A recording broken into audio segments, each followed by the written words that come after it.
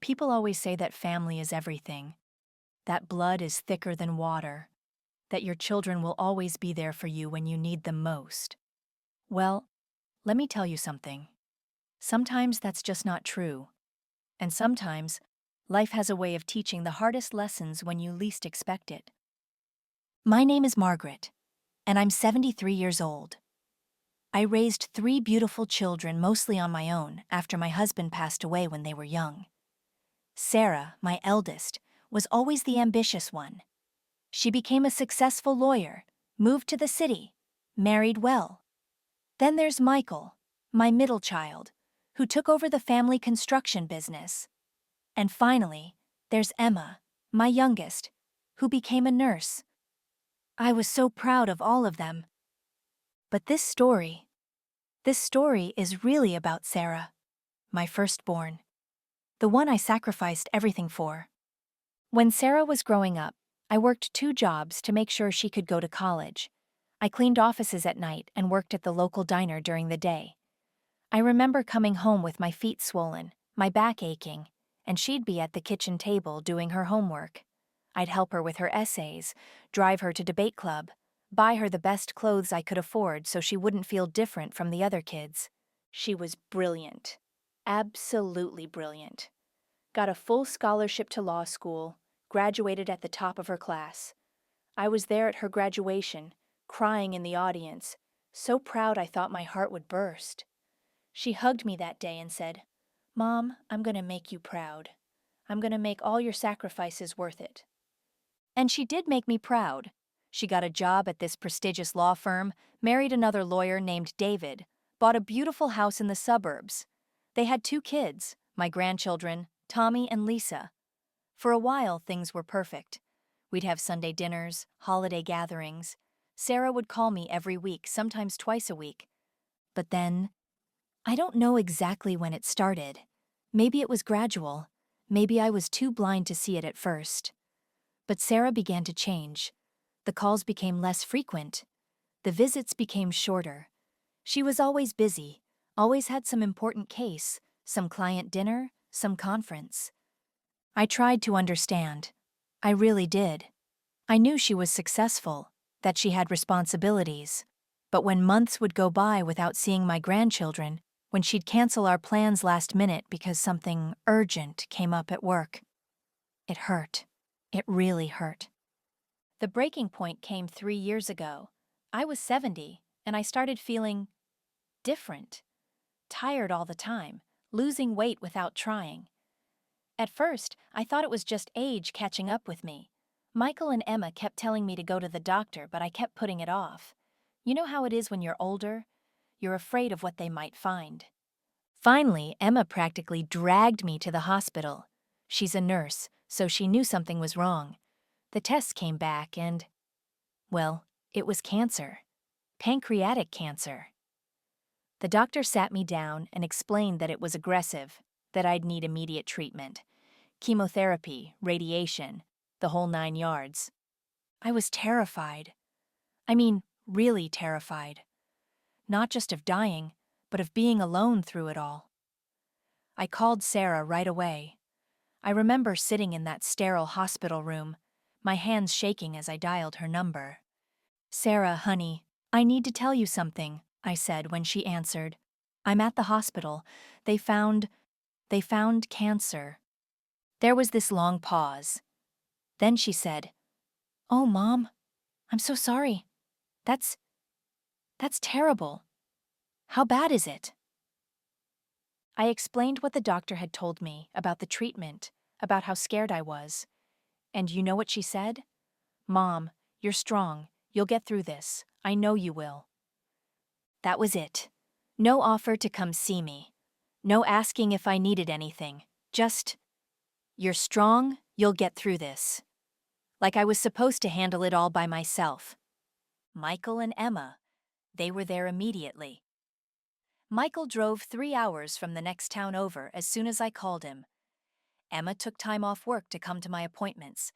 They held my hands during the chemo sessions, brought me soup when I couldn't keep anything down, cleaned my house when I was too weak to do it myself. But Sarah? Sarah sent flowers, beautiful, expensive flowers with a card that said, "Thinking of you, Mom. Get well soon." Like I had the flu or something. I kept making excuses for her. I told myself she was just processing the news, that she'd come around. I told Michael and Emma not to judge her, that everyone handles these things differently. But weeks turned into months, and Sarah remained distant. She'd call occasionally, always in a rush. "How are you feeling, Mom?" "Good, good. Listen, I'm swamped at work, but I'm thinking about you." Click. 5-minute conversations about the most terrifying experience of my life. The worst part was when I had to have surgery, a procedure to remove part of the tumor. It was risky, and I was alone, and scared. I called Sarah the night before, hoping, I don't know what I was hoping for. Maybe that she'd surprise me and show up. Maybe that she'd at least stay on the phone for more than 5 minutes. "Mom, you'll be fine," she said. "You're tougher than you think. I'll call you when it's over." She didn't call. Not that day, not the next day. It was Michael who sat in the waiting room during my surgery. It was Emma who was there when I woke up, groggy and confused and asking for my daughter. "She's busy, Mom," Emma said gently. "But she sends her love." I started to wonder if I'd failed as a mother, if I'd somehow pushed her away without realizing it. I replayed conversations in my head, trying to figure out what I'd done wrong. Was I too needy? Too demanding? Had I embarrassed her in front of her successful friends? The chemo was brutal. I lost my hair, lost more weight, felt like I was dying most days. There were times when I couldn't even get out of bed. Michael would come by and find me still in my pajamas at 3 in the afternoon, and he'd just sit with me. He'd make me tea and tell me stories about his kids, about work, about anything to distract me from the pain. Emma would bring groceries, help me shower when I was too weak to do it myself. She'd brush what was left of my hair and tell me I was beautiful. Can you imagine? Me, bald and skeletal, and my daughter telling me I was beautiful. But Sarah was living her life. I'd see her on Facebook sometimes, at charity galas, on vacation with her family. Happy, smiling, successful, like she didn't have a mother dying of cancer 2 hours away. I tried to be understanding. I really did. I told myself that maybe she was protecting herself, that maybe seeing me sick was too painful for her. But deep down, I was angry, hurt, abandoned. The treatment lasted 8 months. 8 months of feeling like I was dying, of wondering if I'd ever see my grandchildren again, of lying awake at night feeling so alone despite having Michael and Emma by my side. Because the one person I'd given everything to, the one person I'd sacrificed my entire youth for, couldn't even be bothered to show up. When the doctors finally told me I was in remission, I cried. Not just from relief, but from grief. Grief for the relationship I'd lost with my eldest daughter.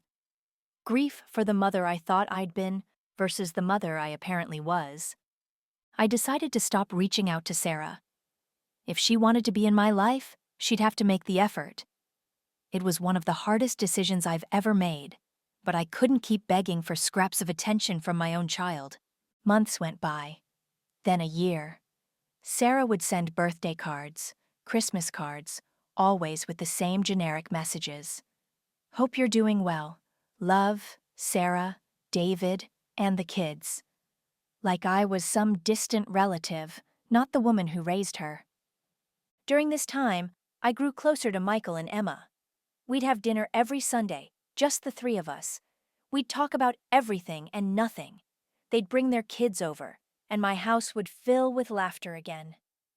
It wasn't the same as having all my children there, but it was something. I also started volunteering at the hospital where I'd received treatment, working with other cancer patients, holding their hands during chemo, listening to their fears. It gave me purpose, made me feel useful again. Many of these patients were alone, just like I'd been, and I wanted to make sure they didn't feel abandoned. That's where I met Dr. Patterson.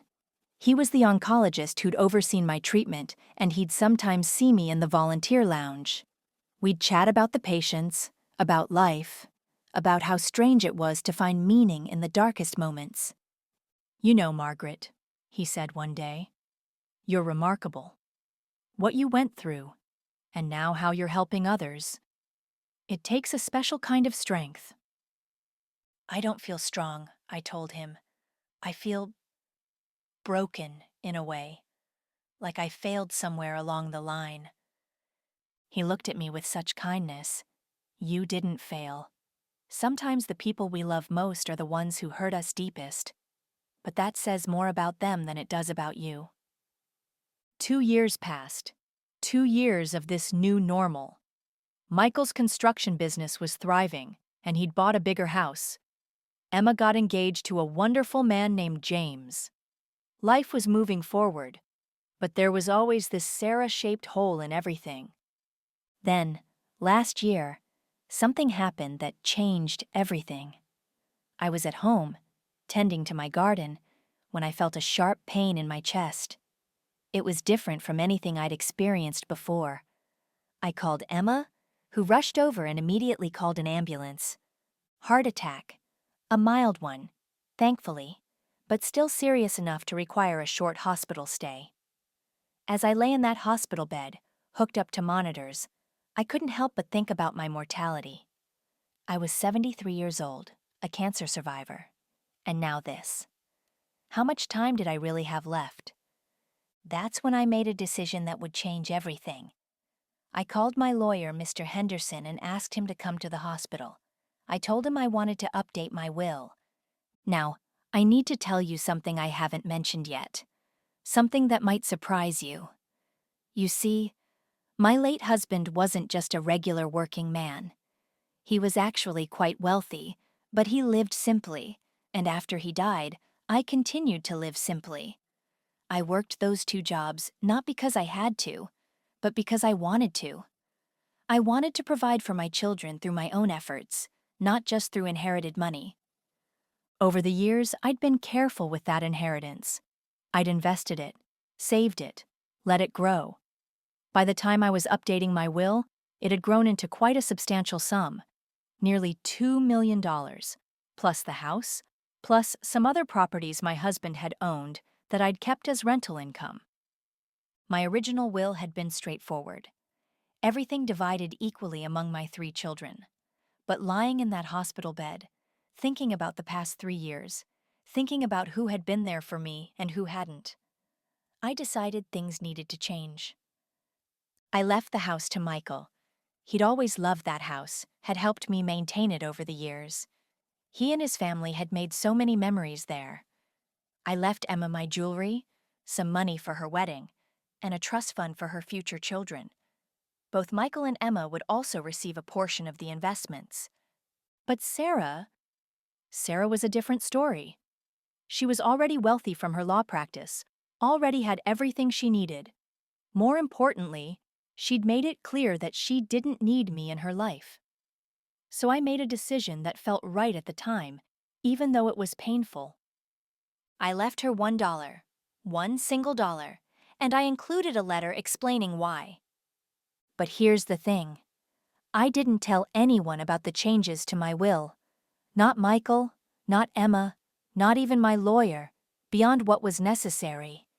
I just lived my life, continued volunteering at the hospital, spending time with the children who actually wanted to be with me, trying to find peace with the decisions I'd made.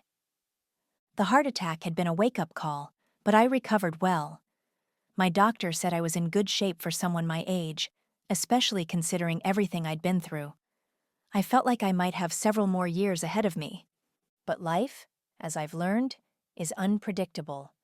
Last month, I was diagnosed with a brain aneurysm. A ticking time bomb, the doctor called it. It could rupture at any time, or it could stay stable for years. There was no way to know. Surgery was an option, but at my age, with my medical history, it was risky. I decided against the surgery. I'd been through enough medical interventions. If my time was up, I wanted to spend it at home, with the people I loved, not in a hospital room. I called Michael and Emma and told them about the diagnosis. They were devastated, wanted me to reconsider the surgery, but they understood my decision. They started spending even more time with me, bringing the grandchildren over more often, making sure I wasn't alone. I also made one final decision. I called Sarah. It had been almost a year since we'd spoken, and I figured, if I was going to die, I wanted to try one more time. Maybe she'd changed. Maybe she'd realize what was important. The phone rang 4 times before she picked up. Mom? Is everything okay? I wasn't expecting to hear from you. Hi, Sarah. I need to tell you something. I'm sick again. They found an aneurysm in my brain. It's serious. Another long pause. Then, oh, oh no, what are the doctors saying? I explained the situation, the choice I'd made not to have surgery. I told her how much I missed her, how much I wished she'd been there during the cancer treatment. I told her I loved her, that I'd always love her, no matter what. Mom, I'm sorry. I know I haven't been the best daughter lately. Work has been so crazy, and the kids have all these activities, and David's been traveling for business. Always excuses, always something more important than her dying mother. Sarah, I said, I'm not asking you to change your whole life. I'm scared. And I miss you. I miss my daughter. I miss you too, Mom. I'll try to visit soon. Maybe next month when things calm down at work. Next month. When I might not even be alive next month. When I was telling her I had a brain aneurysm that could kill me at any moment, and she said, maybe next month. That was 6 weeks ago. She never visited. She never called. She sent a text message 2 weeks later, asking how I was feeling, and when I tried to call her back, she didn't answer. So I stopped trying. I spent my remaining time with Michael and Emma, with my grandchildren, with the volunteers at the hospital who had become like family to me. I made peace with the fact that Sarah had chosen her path, and I had chosen mine. The aneurysm ruptured last Tuesday. I was in my garden, planting bulbs for a spring I wouldn't see, when I felt the most incredible pain in my head. I managed to call Emma before I collapsed. She was there within minutes, held my hand as the paramedics worked on me. I spent 4 days in the hospital, drifting in and out of consciousness. Michael and Emma took turns sitting with me, making sure I wasn't alone. They brought photos of the grandchildren, played my favorite music, told me stories about their lives. Sarah never came. Even when Emma called her and told her I was dying, she said she'd try to make it but had a court case she couldn't reschedule. A court case, while her mother was dying. I passed away on Friday morning. Emma was holding my hand, Michael was stroking my hair, and I felt peaceful, surrounded by love, by the children who had chosen to be there. I wasn't angry anymore. I was just ready. But here's where the story gets interesting. The will reading was scheduled for the following Wednesday. Mr. Henderson, my lawyer, had reserved the conference room at his office. He'd called all 3 of my children, told them they needed to be there. Sarah showed up, of course. She wouldn't miss something that might involve money.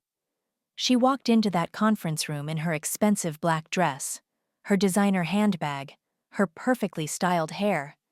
She looked successful, polished, untouchable. Michael and Emma were there too, along with their spouses and my son-in-law James.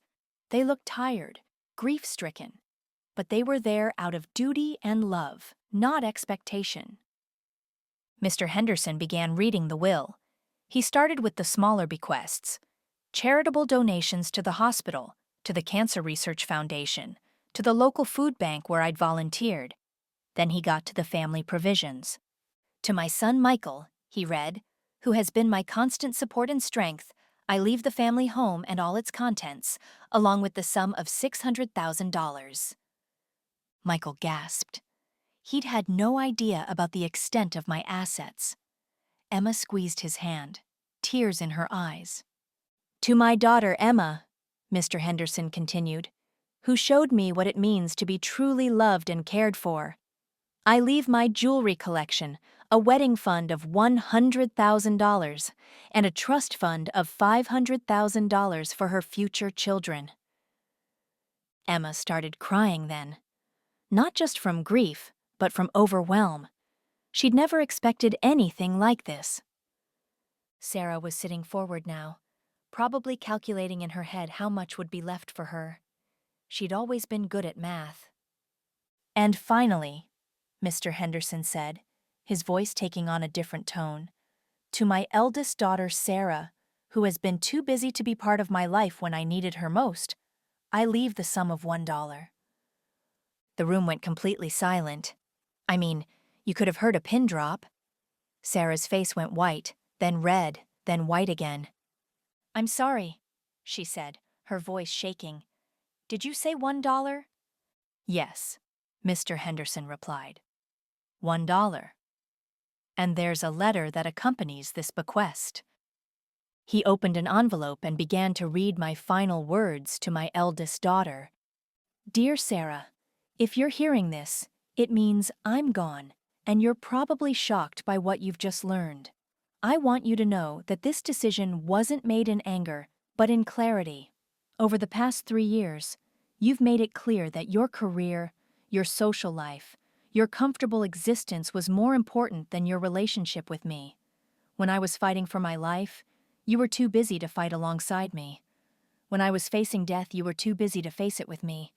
I gave you everything I had when you were growing up.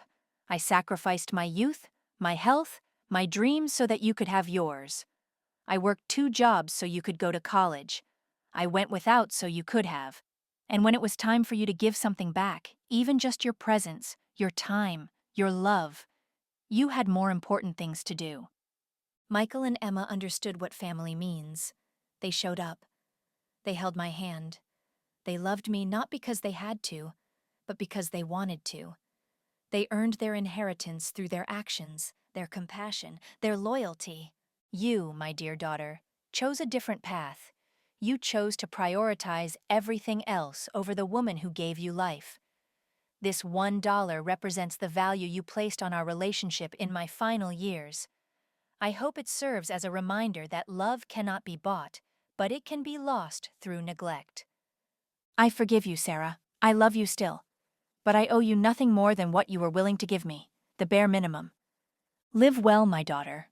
I hope someday you understand what you've lost. It wasn't just money. It was the love of a mother who would have done anything for you, right up until the end. With love and disappointment, your mother, Margaret. The silence in that room was deafening.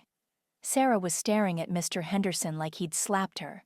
Michael and Emma were crying, both for their loss and for their sister's choices.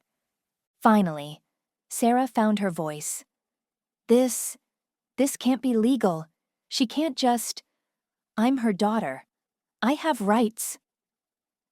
Mr. Henderson looked at her with professional detachment. Mrs. Williams, your mother was of sound mind when she made these decisions.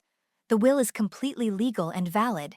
You can contest it if you choose, but I should warn you that your mother anticipated this possibility and included a no-contest clause. If you challenge the will and lose, you forfeit even the $1. Sarah looked around the room, maybe hoping for support from her siblings. But Michael and Emma were looking at her with something that might have been pity. Sarah, Michael said quietly, she was dying. She was our mom, and she was dying. And you couldn't even be bothered to visit her. I was working, Sarah said, but her voice lacked conviction. I had responsibilities. We all had responsibilities, Emma said, her voice thick with tears. I'm a nurse. I work 12-hour shifts. I have a life. But when Mom needed me, nothing else mattered.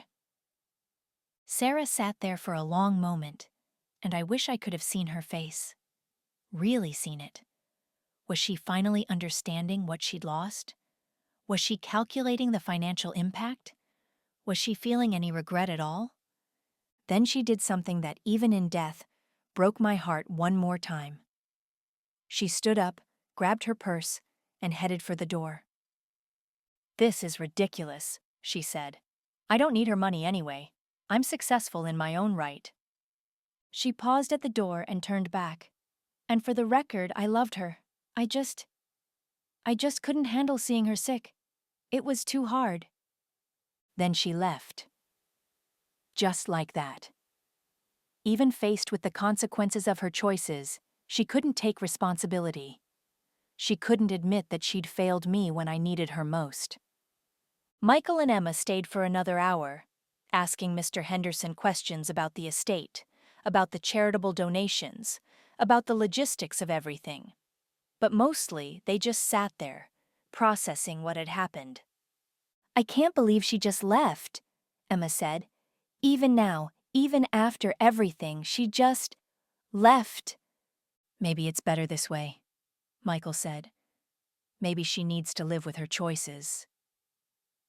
And that's where my story ends, really. Well, not ends exactly, because I'm still here in some way, telling you all of this.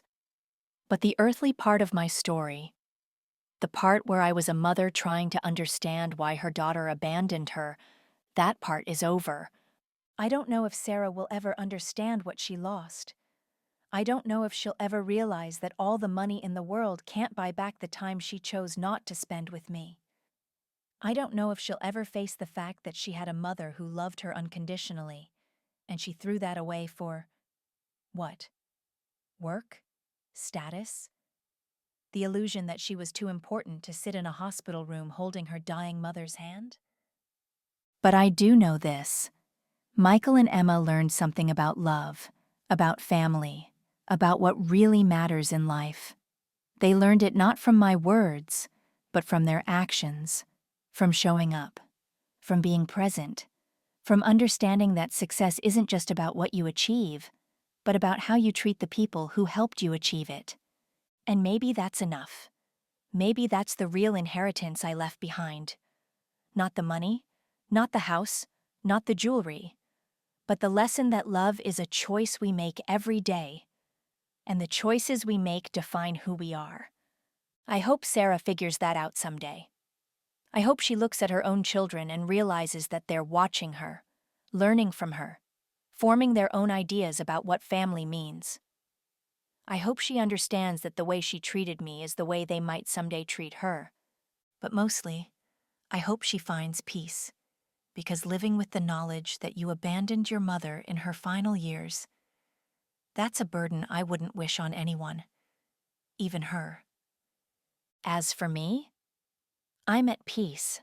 I'm surrounded by love, by memories of Michael and Emma's kindness, by the knowledge that I made a difference in the lives of the cancer patients I helped, by the certainty that I did my best as a mother, even when my best wasn't enough for one of my children.